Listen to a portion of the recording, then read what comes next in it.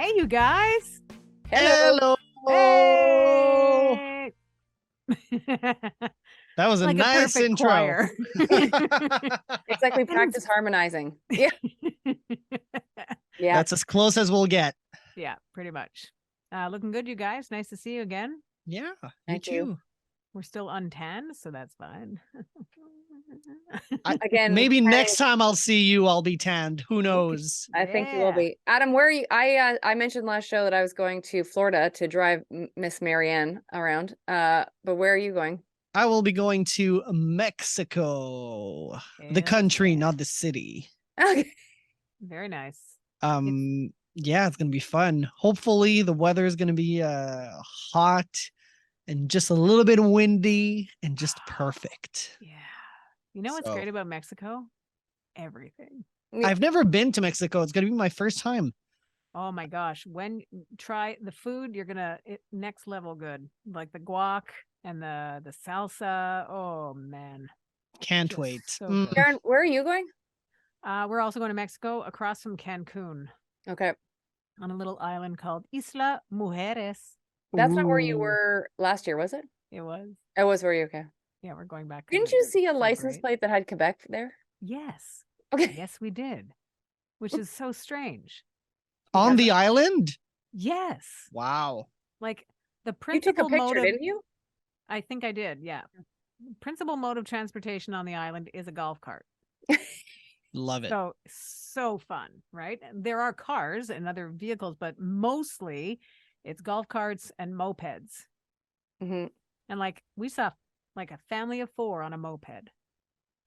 Like the father and the wife behind, and then a kid, 2 kids standing, or 1 kid standing and a mother holding another kid. I mean, they're just so confident with the way they do. Nothing you would ever do here. Yeah. No, never. But they do it and they look fine doing it, you know? Anyways, whatever. I'm happy in a golf cart. Feel like I'm like in a big game on top of being on vacation. So no complaints for me. Looking forward to it very much. Very nice. And looking forward to tackling some more convo about our favorite decade today, you guys. Except I can't find my document. It's like Thanks, whilst Sharon finds her document, I will let you both know that. Remember, I told you about Safi the Pomsky. Yes, Safi. And now, who is still awesome, by the way. More videos with buttons and saying the B word. It's just amazing. But now it was brought to my attention that you probably know that in the last couple of weeks, Miley Cyrus released her revenge song called Flowers. Yeah. So I follow, as you know, I follow a bunch of dancers, like professional dancers on Instagram. And I woke up one morning and right in front of me was a post from a dancer that had shared a TikTok from a TikTok account at Pug Lulu. So PUGLOULOU. Please go find this. And the owner of said pug, Lulu, the pug, made the pug reenact lyrics from Flowers. Wow. So like there's a lyric that goes something along the lines of like, I can run through the sand by myself or whatever it is. So there's video of Lulu the pug running through like across the beach. That's and funny. Then there's like something about I can buy myself flowers and she's sitting in a bonnet like full of flowers and like it's honest to God, if you need a better day at life. There is no limit to TikTok creativity. Let me tell you. I can't even imagine the amount of hours it took to do all these scenes of like Lulu the pug and the different lyrics and then edit them together in this seamless. And then like, and like Miley's singing and she's like, it's like Pug's video to Miley Cyrus. It's very, very good. That's funny. Oh my gosh. Yeah. So Pug Lulu and I think Pug Lulu and Safi the Pomsky should meet. Yeah. They're probably already friends and probably already mad at each other. Yeah. You know, celebrity dogs. Yeah. They can be real. I can't. Don't do it, Sharon. I just tease and kill. I wouldn't say bewitched. No, never. Oh, never. All right, let's tackle some 90s fun today. Do it. You know what? I just had my document and then it went away. Oh, there it is. Oh, lock it in. We've actually got some performance news on a couple of NKOT beers. Performance news. And we'll tell you about easily the luckiest little baby because of his daddy's lullaby voice. But also there's news about King Charles and his coronation, which is just a few quick months away from a big celebration. And yet what they're saying is that it may be pared down. But why? Why, Kelly? Why would they pare it down? Well, this has been the rumor for years, even before, Queen Elizabeth passed away, is that Prince Charles, now King Charles, wanted to make sure that the coronation reflected like the times of the country. Mhm. And so they don't want to flaunt all their coin in regular people's faces. So they're going to pare down the celebrations, and it won't be as extravagant as what the Queen went through in 1953. So there's still going to be 3 days of celebration, but it sounds like I think there's going to be a fair amount of it behind the scenes in a way. Right. And then there'll be a few public things, but I think he really wants to pare down because he doesn't want to flaunt the cash, the royal cash in front of the people. That makes sense. So, and it'll be interesting to see, of course, too, if I'm sure they will be on the guest list, but that's been the rumor du jour, is Prince Harry and Meghan Markle going to make the list. So, well, you know what? I had not a heated conversation with my cousin, but a conversation with my cousin. Is this Coco Trepanier? Yes. Yes. Okay. Just about the royals, and I am not anti-royal, but I have questions. Right. And I did watch the Meghan and Harry documentary, and I'm not reading his book. I'm not opposed to reading his book. Deb is reading it. And what happens in this case is that she reads, and then she'll say, and then I get like the vocal Coles notes. So I may read it, I may not. But anyways, he's got a story to tell. Whether or not he's saying too much in this book is his, like everybody can have an opinion. That's fine. At a point where it is a family, and certainly the royal family, my concern and questions rooted in like as if he wouldn't invite his son to this thing. Like families fight and crap happens and things are said and people get upset and stuff like that. But that I can't even imagine why anybody would say, oh, he might not be invited. It's ridiculous to think that he wouldn't be invited. I think it's time we do some trivia, and I'm hoping that the questions are easier than last time. No. Yeah. Oh, 90s. Now, trivia. Well, Adam doesn't need it easier because remember he whipped out turkey last week. I He did. whipped out a turkey last week. And that's not a euphemism. And we're not talking bowling terms. Yeah. So let us start with we'll start with the harder one. News and politics. Loving it. I think you both have a fair shot at this because I just need you to guess a year. So the Dow Jones closed above 11,000 points, I'm imagining, for the first time in which year? I don't know. Sharon. Pick a year, Adam. Okay, go, Sharon. 1997. Oh, no, Adam. I'll go for 92. 99. DAYAM. Yeah. All I ever think about when I think about the New York Stock Exchange is that all those guys wear, have shirts and ties and then a lanyard. You know what I mean? Like they're just wearing their lanyard. That's all I think of as New York Stock Exchange. Anyways. They should get chips put in their wrist. Yeah. They don't Boop. You just get in. Boop. So this is hobbies, toys, and games. Can I just say that 11,000 was a really random number to choose? They should have, the question should have been when did it reach 10,000? Yeah, but isn't that, I guess, but that must have been a benchmark, right? 11,000 points at that time. Well, 10,000 sounds like a better benchmark, and it also happened in 1999. I didn't write the questions, Adam. Hey, that is only my 2 cents. Okay, carry on. Hobbies, toys, and games. Question number dos. What was the last Harry Potter book to be released in the 90s? Adam. Go, Adam. Harry Potter and the 90s and the Prisoner of Azkaban. There you go, Adam. Woo. I thought you just said what is the last Harry Potter book to be released, and realized it wasn't released in the 90s. I would have guessed that too, by the way. I can fiercely say I have not read one Harry Potter book. So me neither. I have read all books, both in Nice. French and in English, probably Wow. at least That's commitment, 3 or Adam. 4 times in every language. I've read a lot of Harry Potter books. Yeah. And And they're not I have small nothing against them. books. I'm not really into that stuff to begin with, so that's why. But if you ask me about any John Grisham novel from the 90s to now, I'm pretty much up to date.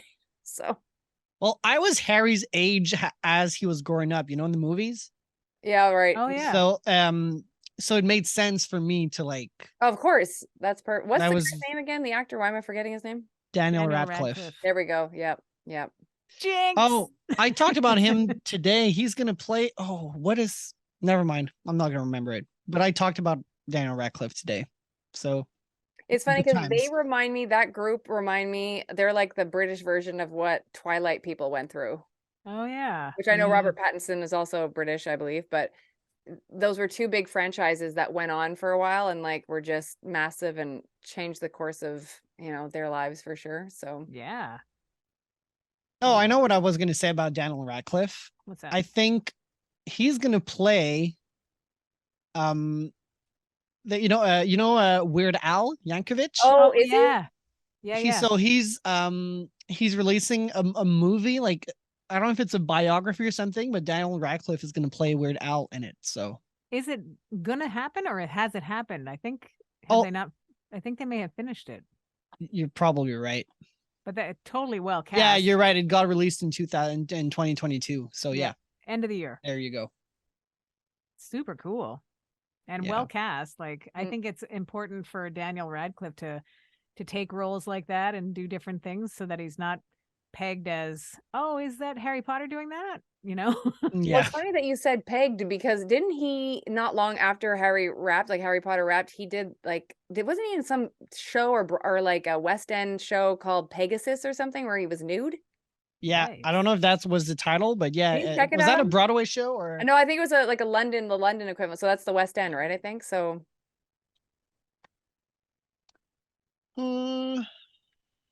That's Yeah, a he was great playing movie. okay, so Equus Oh, was Equus, the okay, title, right. and he was playing Alan Strang. That was in 2007 And I that think there was started. a nudie scene. Yeah. Yeah. Whoa. Sharon's like, I missed out on that. Yeah, I'm okay. I'm trying to not have the image of Daniel Radcliffe naked in my head. Too late. Too late. Ah. We're gonna talk a couple of new kids on the block, and referred to performance in air quotes, not to diminish the experience that one of the new kids on the block was having. But Jonathan Knight has talked about infertility and the struggle he had as in his relationship. That's a pretty big thing. It's I think people have a hard time talking about that, and men, not to generalize, but I think men have a hard time talking about something like that with other people. So it's a great big step forward to open up. 54 years old, which, side note, what? And Yeah. how is that possible? I didn't realize they were my age. I'm not sure how I didn't realize that. Yeah, he's the oldest of the bunch. And he had youngest just turned stage 50. issues, right? Like he had Yes, stage fright. he had panic attacks for a long time. Yeah. And part of me wonders if all of that, again, I have no idea because I haven't, listened to all of his story, but I'm wondering if that has something to do with he hadn't come out yet. So like there was probably some level that it played a part in all of that, right? So Yeah. yeah. But he's so sweet. Like he seems really sweet. Yeah. They talk And about honest to God, like they all say that Donnie Wahlberg is the driving force behind the continuation of NKOTB. you can tell that. Yeah. And Donnie loves it. Like he works all year round, that guy. Like he's on his show Blue Bloods, and then as soon as he's done filming, they head out on a mixtape tour in the summer. And it's cool because you don't get the feeling like that anything is suffering because of the other thing, like you get to do it all. Yeah. If you want Plus to, he's you got get to make time Wahlburgers, for it. right? He's got the Wahlburgers chain. So Got that. What's the show? Blue Bloods? Is that what you said? Blue Bloods. Yeah. I actually tape that show. I watch it. That's the one I that love me some they Tom gather Selleck. around the table at the end of the show, right? Or at the Yeah. beginning of the show or They something. say that takes, I forget how many they do. Like, is it, I forget. It's like really long. It takes really long. It's like 3 or 4 hours at least, if not longer, to shoot that scene. I bet. Wow. because they have to do all the angles, right? Like around the table. So they have to do that, and they have to keep like spitting out food or something because like otherwise You they'd be can't keep full. eating for 3 hours. Yeah. Well, the other performance reference to an NKOTBer was I almost called him Billy McIntyre. Uh-oh. And which would be bad because, you know, it's not his name. Yeah.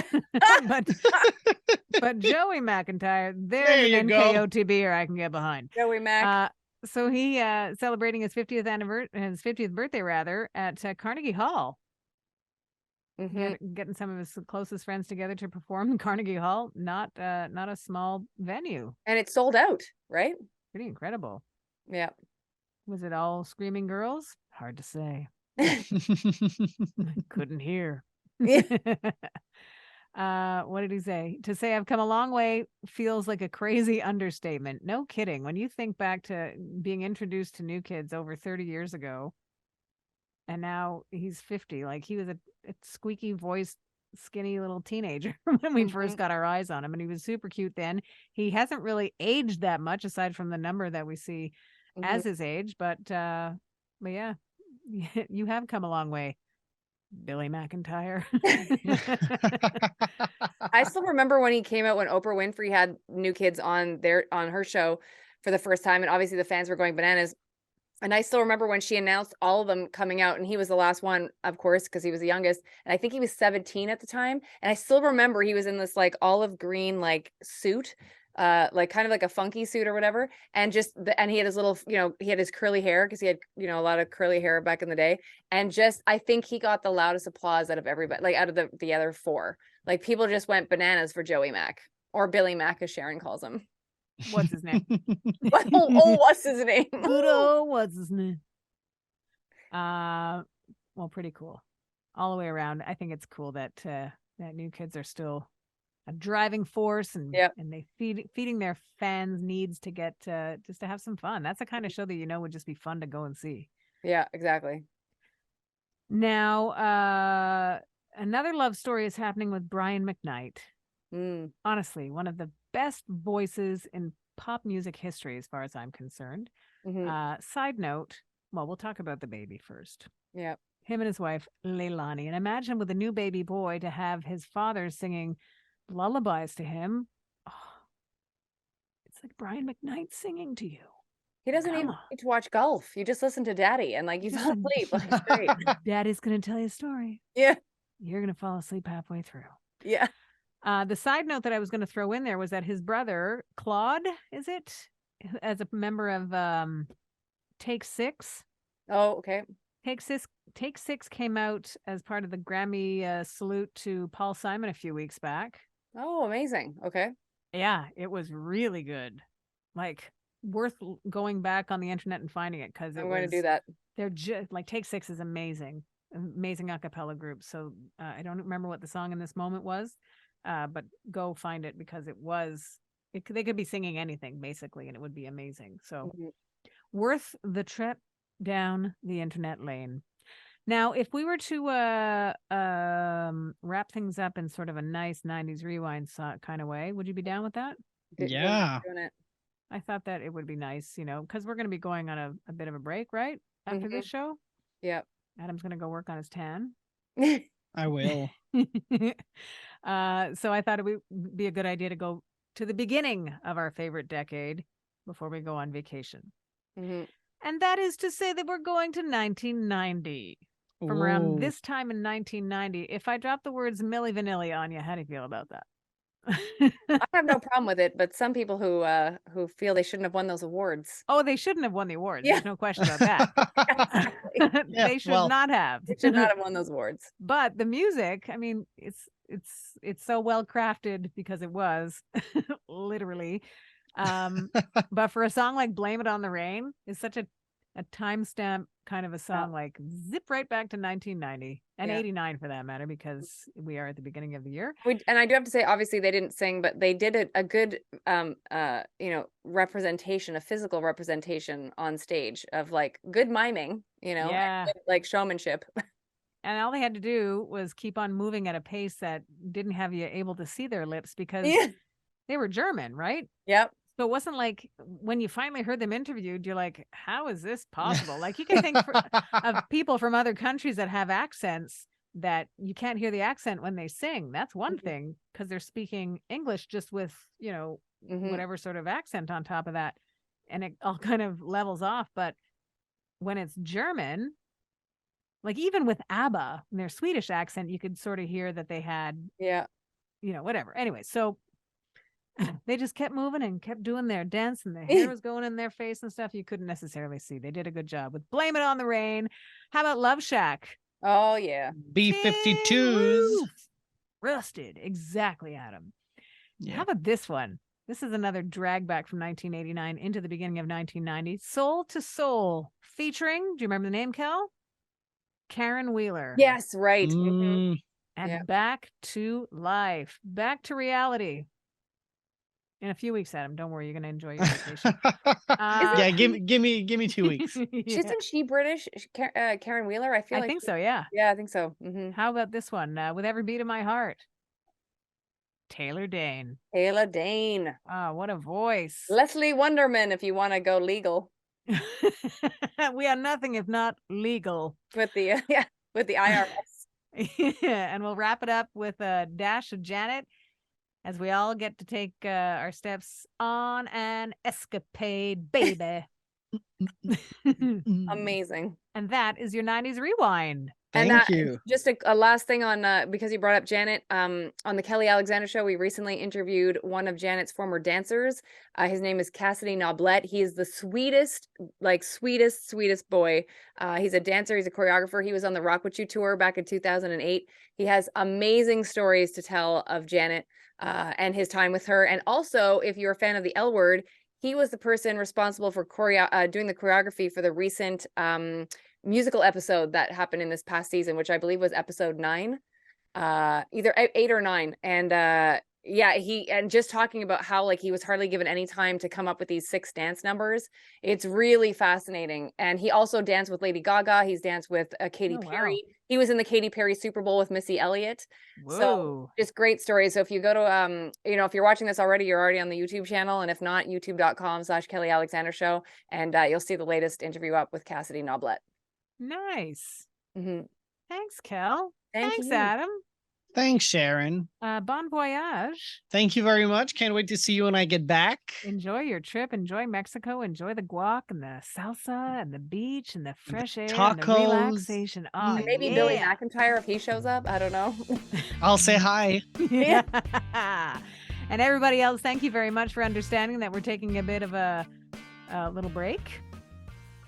It's all good. We'll be back. We'll be back. We'll be back and we'll have some fun again. Thank you very much for finding us wherever it is that you do. We appreciate that very much. Thank you for listening to 90s Now. Still happening.